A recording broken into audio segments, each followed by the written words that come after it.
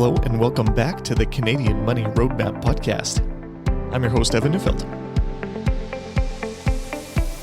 Today we're continuing on with our series on my retirement readiness checklist, which you can find on my website.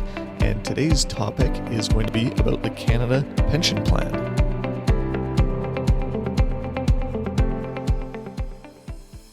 Okay, if you're joining us for the first time here in this series, head over to the link in the show notes below, and you can download my retirement readiness checklist and follow along with each of these episodes. But today we're going through the first section of the checklist titled Your Retirement Paycheck, and part of your paycheck is going to be comprised of the Canada Pension Plan, or CPP. Today, we're going to talk about a few things. The question that I have on the checklist is specifically about reviewing your CPP estimate, but I'm going to go into a little bit more detail about what CPP is so you have a better handle on that. First things first, though, if you have not reviewed your estimate, the place to find that is through your My Service Canada account, and I will have a link to that in the show notes below, and you can log in there and you can see what you would qualify for when it comes to CPP.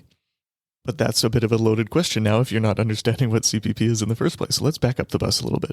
And so the Canada Pension Plan is a government pension that provides retirement income to people who have contributed to the plan. And the way that you contribute to the plan is through employment. For most employed people, the contributions come 50-50 between yourself and your employer.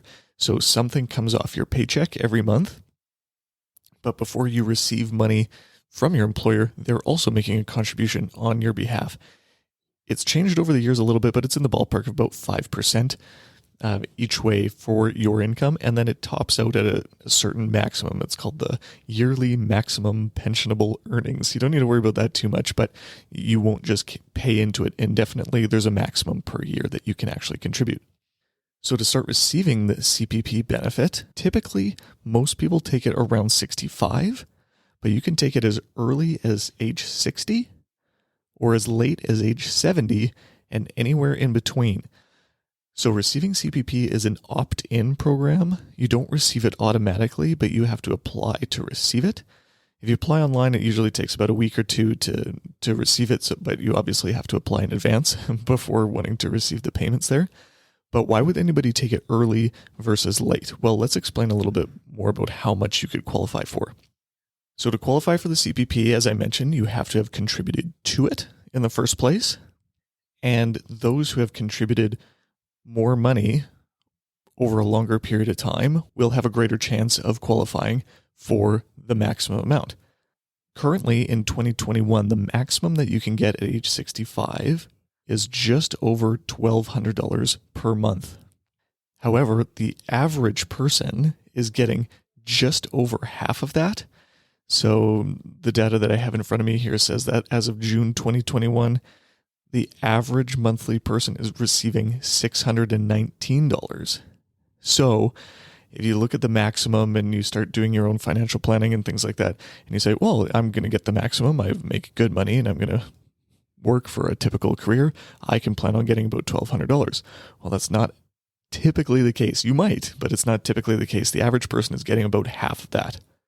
The things that will really determine how much you will receive is typically how long you're working. I believe it's around 38 years of a working career and constant contributions during that time to be able to qualify for the maximum. And of course, your income has to be above that maximum threshold where you're making the maximum contributions and working for the maximum amount of time. As you can see, because the average is so much lower than the maximum, most people don't actually get there. But the amount that you receive is a taxable benefit to you. So it is treated just like regular employment income by the time you actually start receiving it. So I said that the maximum starting at age 65 right now is about $1,200, but I also said at the beginning that you can take it as early as 60 or as late as 70. And so another factor in determining how much you're going to qualify for is when you take it. So think of the baseline number or age that you're going to take CPP at is age 65. So if you take it early, you will get a reduction, a permanent reduction in the amount that you'll get. And that reduction is 0.6% per month that you take it early. Okay. So 0.6% per month if you take it early. So if you take it at 60, again, that's 5 years early, that means you will get a permanent reduction in your CPP of 36%. Okay, 0.6 per month times 12 months times 5 years, 36%. Okay. You can take it anywhere in between. You don't have to do just at 60, just at 65.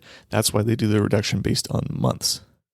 However, if you were to delay CPP and take it a bit later, you would qualify for an increased amount of 0.7% per month for every month that you defer it past age 65.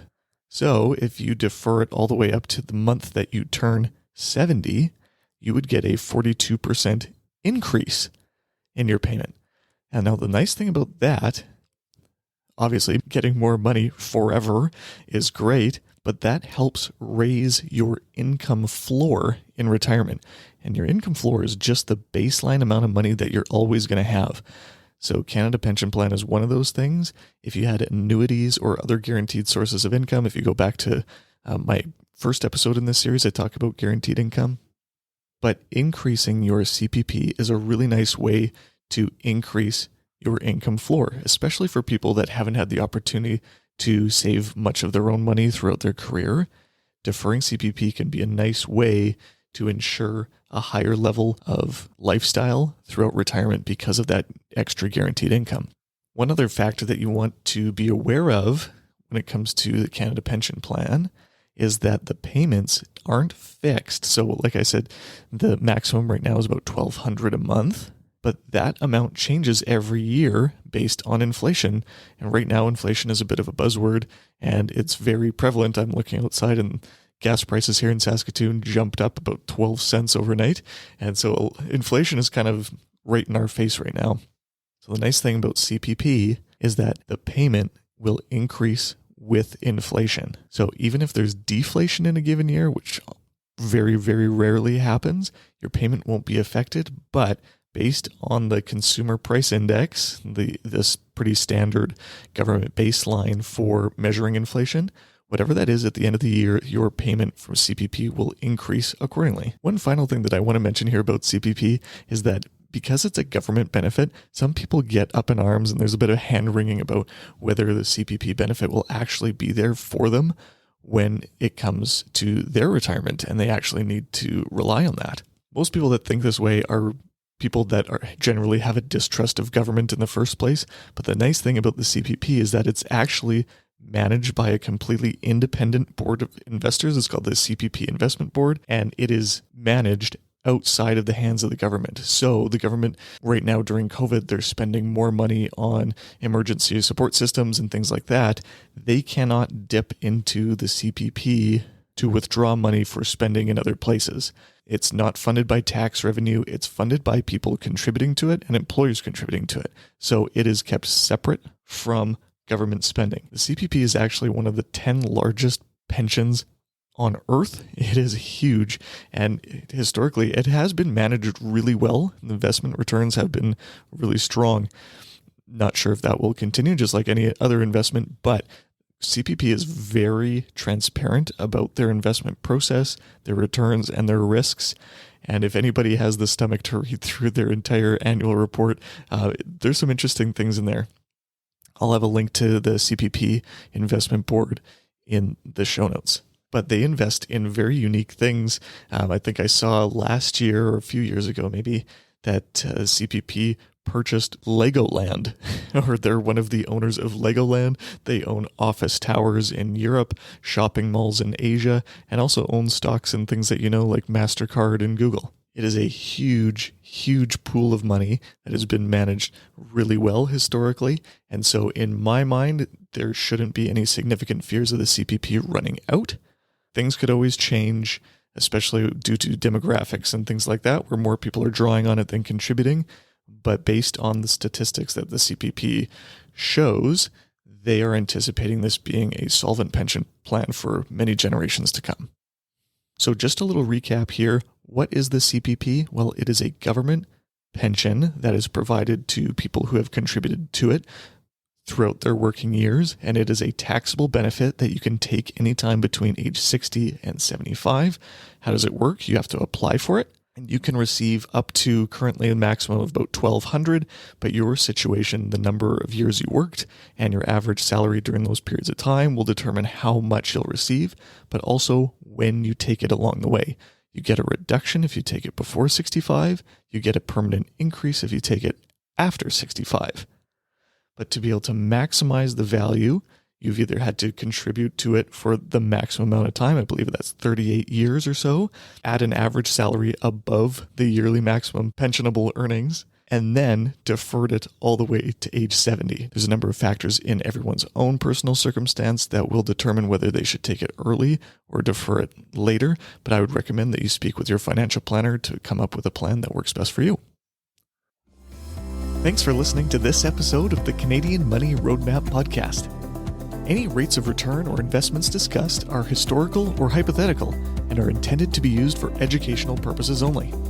You should always consult with your financial, legal, and tax advisors before making changes to your financial plan. Evan Neufeld is a certified financial planner and registered investment fund advisor. Mutual funds and ETFs are provided by Sterling Mutuals Inc.